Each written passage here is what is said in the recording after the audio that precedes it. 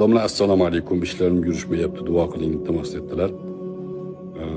İşlaringiz inshaalloh yurishadi.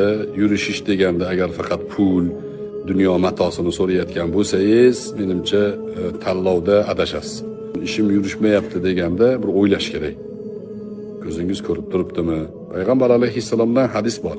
Bir mo'min ertalab turganda, ko'zi ko'rib turgan bo'lsa, qulog'i eshitib turgan bo'lsa, tani joni sog' bo'lsa, Allohni zikr qilayotgan bo'lsa, shu bugunga yegulik bir narsasi bo'lsa, kiygulik, yotgulik joyi bo'lsa, bu odam katta ne'matda deganlar.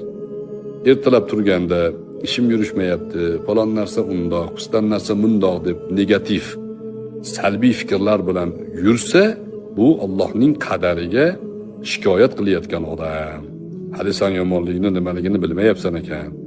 Hali sen bu salbiy narsani hali ko'rmabsan ekan. Senga ko'rsataymi deb ko'rsatadi Alloh taolo.